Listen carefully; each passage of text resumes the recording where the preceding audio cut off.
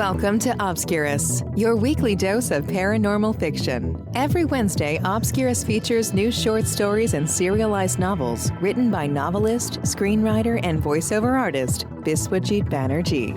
The realm of the paranormal stretches far beyond the usual horror story. So while you'll get to listen to lots of ghost stories on this podcast, there will also be many tales of lesser-known paranormal themes.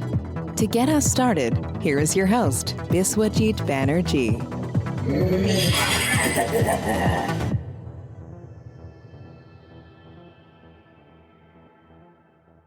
Hello and welcome to Obscurus.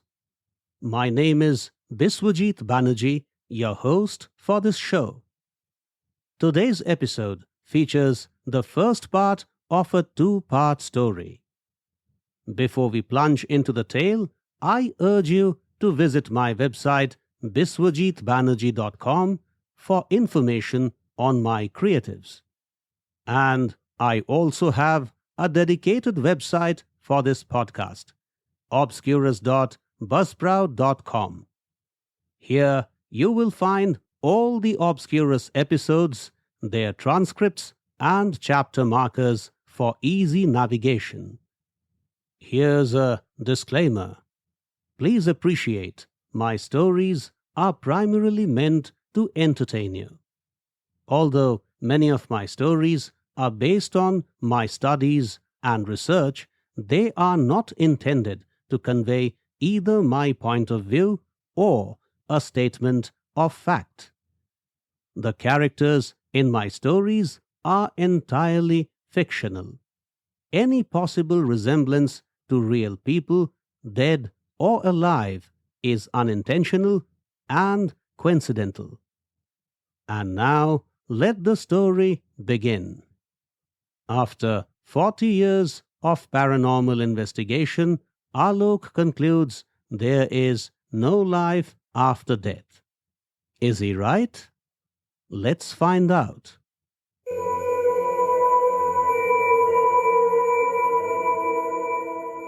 Phantom Chaser Part 1. Written and performed by Biswajit Banerjee.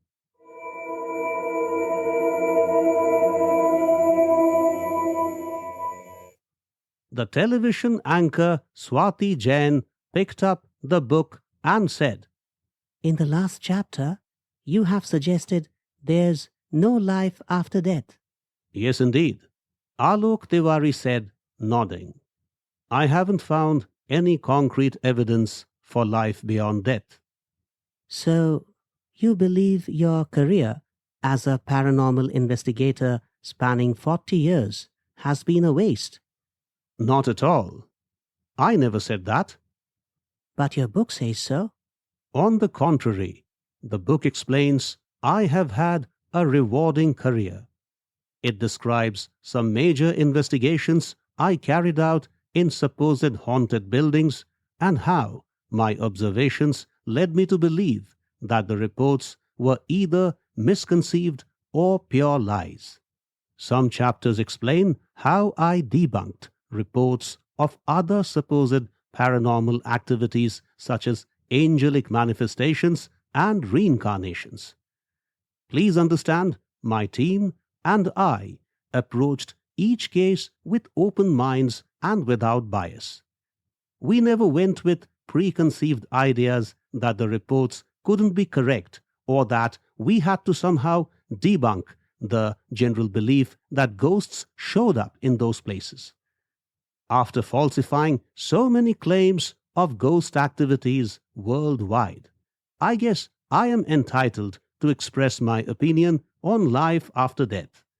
Now that I understand nothing such as the astral world or disembodied spirits exist, is a great reward my career has given me.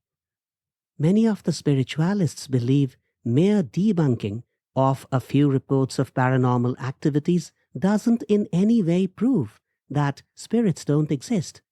Few. 500-odd cases cannot be referred to as few. Don't you think so? Well, Mr. Tiwari, I am just telling you what your critics are saying. The critics are free to say what they want to say. that doesn't change the truth. After all, I have given solid reasons for my conclusions. Every culture believes in life after death. That is not my problem, Swati. As far as I am concerned, the truth is loud and clear. Ghosts don't exist. A few days back, an author called Dr. Ramcharan Dahiya wrote an article in the popular international magazine called Decoding the Infinity that reports and analyzes paranormal activities. Yes, I am aware of that. Dr. Dahiya reckons your conclusions as immature and unscientific. Alok laughed. What can I do about that? You might be aware, Dr. Dahiya is known for his conservative and rigid views. Earlier, he criticized several scientific papers written by renowned scientists. Did you ever get to meet Dr. Dahiya? No, and I have no desire to meet him. He was a scientist, a biochemist to be precise. What is important is the word was you just used. Why is Dr. Dahiya no longer a scientist? Well, several reports indicated he tried mixing spirituality with science. This was deemed as unacceptable behavior. So he was removed from the research center he was working in. That was not the exact reason why he was removed, Swati. Dr. Dahiya was found conducting stupid experiments. One of his experiments involved the summoning of spirits through some ancient chants. Don't you find that ridiculous? But you two did so much of ghost hunting. Would you call that ridiculous as well? No. You must understand the difference between what I did as a paranormal investigator and what he did in the research center. The purpose of my investigations was to find out if the paranormal happenings reported to my team carried any substance. You will appreciate, and I said this earlier, I didn't start the investigations with any fixed ideas or preconceived notions. On the other hand, Dr. Dahiya's act of summoning spirits presupposes the existence of ghosts. Putting it differently, he believed in ghosts. As for me, I wish to make it clear yet again. I neither believed nor disbelieved in ghosts. My intent was to find the truth. Although I understand the scientific community deems even ghost hunting a waste of time, I never claimed to be a part of the scientific community. All I was doing was to find the truth for the sake of my own understanding of the universe. It was for my own satisfaction. For sure, you cannot compare me with Dr. Dahiya, who claimed to be a scientist and at the same time tried calling spirits in a supposed scientific experiment. What he did was not expected of a scientist, and he did all that in a government scientific lab by spending public funds. The scientific community was pretty enraged by his experiments. Some suggested he was promoting pseudoscience in the garb of his supposed scientific experiments. That was the reason why he was removed from the service in the Biochemistry Research Center.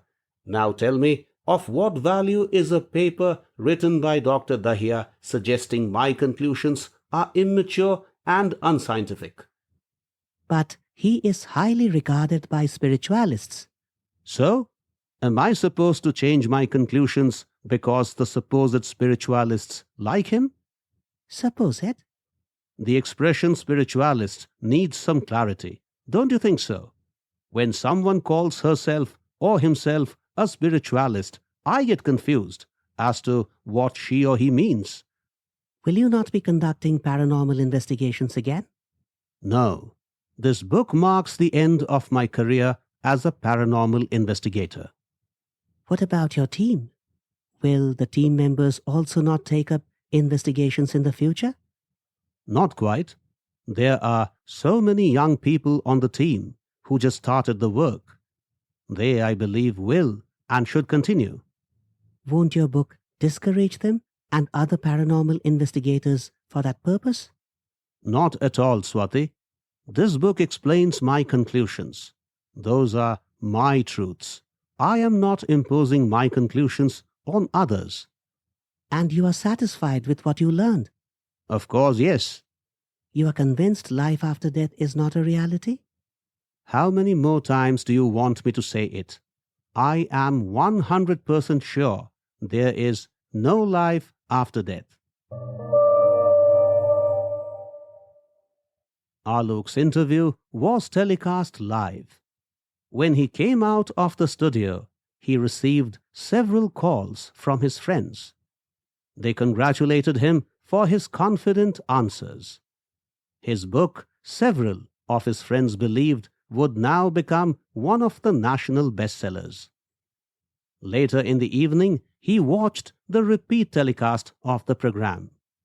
Indeed, he had spoken with confidence, and he was happy about being truthful in his answers. 40 years back, when he resigned from a top-paying corporate job to become a paranormal investigator, he wished to approach the subject of life after death with objectivity and without prejudices. The application of scientific methods to determine the possible existence of disembodied spirits, Alok was convinced, could help throw light on the subject. Traditional science dismissed the existence of phantoms due to the want of tangible proof. Although Alok had a strong scientific temperament, he couldn't be sure if traditional science's approach led to the correct inferences. The subject of the existence of life after death merited logical scrutiny by the employment of verifiable procedures. Many great women and men of science and arts over the last 3 centuries recorded sensing ghosts. Could they all be wrong? Alok had no answer. The paranormal investigators were often called phantom chasers at the time he started his new career. Thoughts of Sonakshi crossed his mind. How angry she was at Alok's decision to become a phantom chaser. As a prominent scientist in a national establishment, it was no less than a stigma to keep a phantom chaser as a boyfriend. Images of their last meeting and the words they exchanged crossed Alok's mind. Looks like you have gone crazy, Alok. This is an important subject. We need to find out the truth. Where is your scientific temperament? Is it dead? It is my scientific temperament that doesn't let me reject an idea just because there appears to be no tangible proof for it at a given moment. Science may not have developed to the degree to be able to explain life after death. We must not undermine the power of intuition, and my intuition suggests. I know. Sonakshi responded. Your intuition suggests life continues beyond death, and all stories of ghosts, spirits, and reincarnations are true. No, I didn't mean that. But I do feel use of scientific methods in paranormal investigations can help us find out if spirits really exist. Rubbish, Alok. What you are saying is pure junk. Scientific methods are meant to be used in areas of science. These methods are not supposed to be used for hocus pocus. Paranormal investigations are not hocus pocus, Sonakshi. They are useless activities. There is no life after death. Maybe you are right. What do you mean, maybe you are right? Only after thorough investigations can we find out the truth. It is possible that after in-depth surveys, we conclude there is no life after death. But to assert spirits don't exist without research or investigations goes against the scientific spirit, I guess. These arguments are sickening. What you are saying is so asinine that I don't even feel like countering your ideas. Please don't be so upset, Sonakshi. Perhaps my findings will help the scientific community one day. My foot! Your hocus-pocus work will never be of any use to science.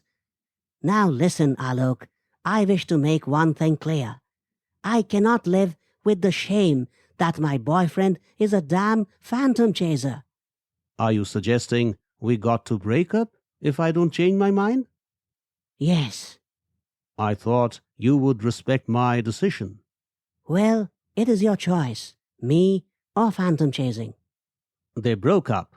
Alok joined a local ghost hunting club. None of its members was a professional phantom chaser. Most were part-timers and conducted paranormal investigations more as a hobby than anything else.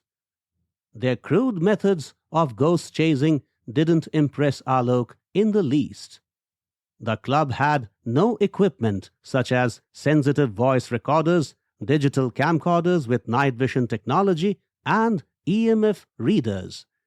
Most of their investigations were based on the inferences of the senior-most member, a woman supposed to be a psychic. Whenever they had to investigate a haunted building, the psychic would move around trying to sense incorporeal presences. Others simply followed the lady and noted down her thoughts. More often than not, the psychic found the reports of ghost sightings to be of substance and would tell a story as to how the ghost manifestation started through her supposed psychic inferences. A little boy is looking for his mother in this house.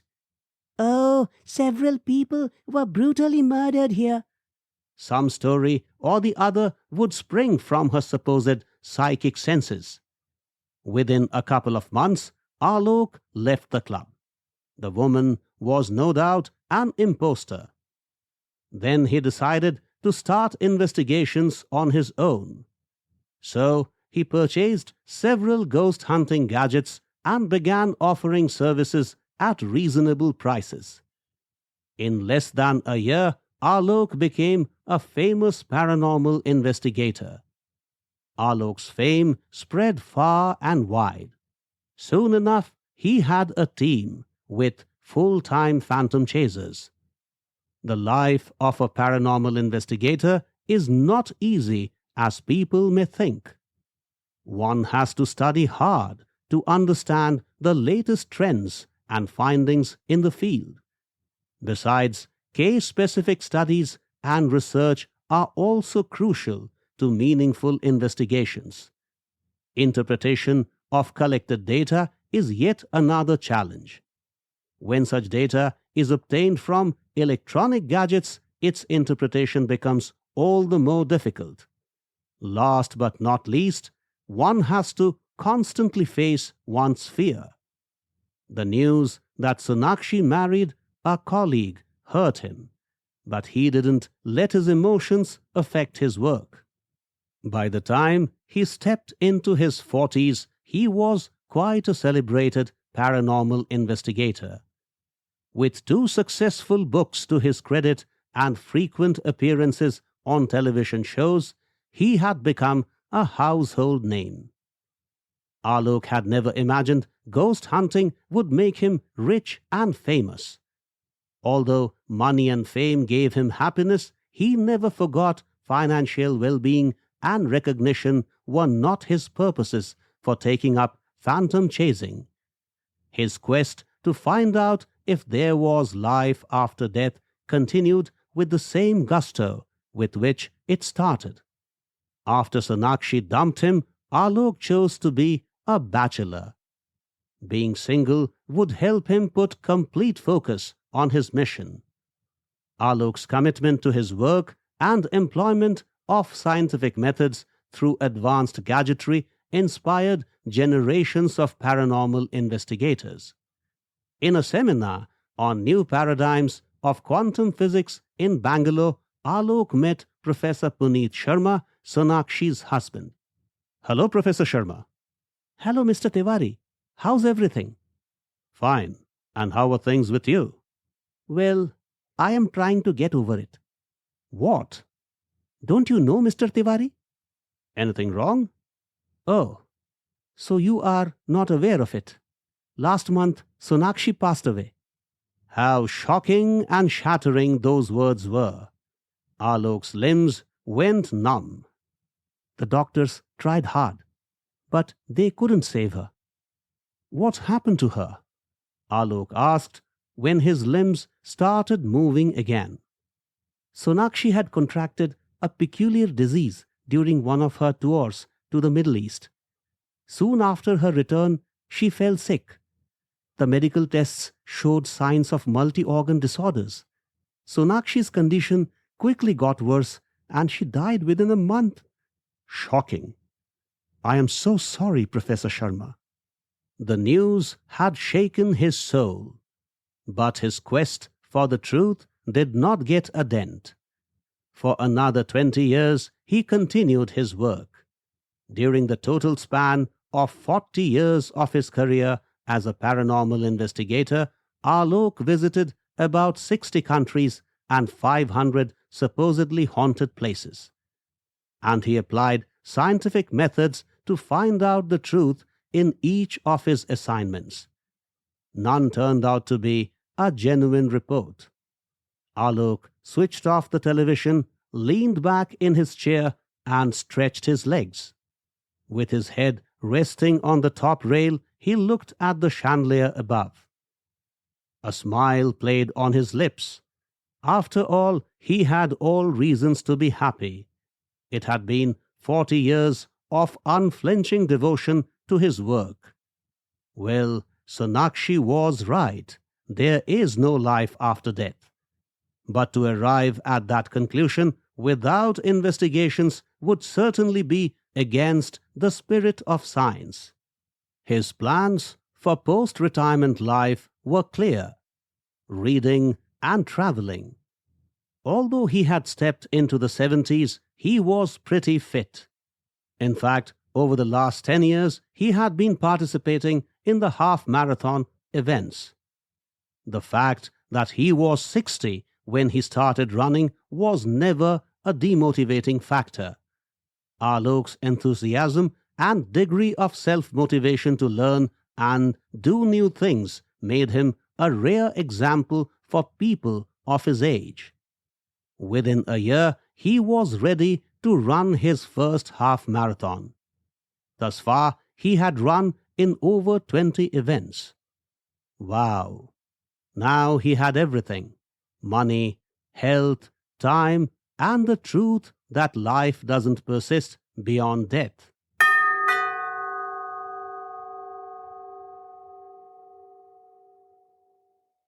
The sound of the calling bell brought him out of his ruminations. For a moment, he wished someone else was there to answer the door. But he was all alone.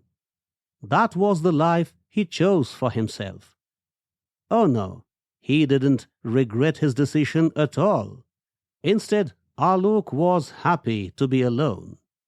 Solitude, he always believed, was bliss.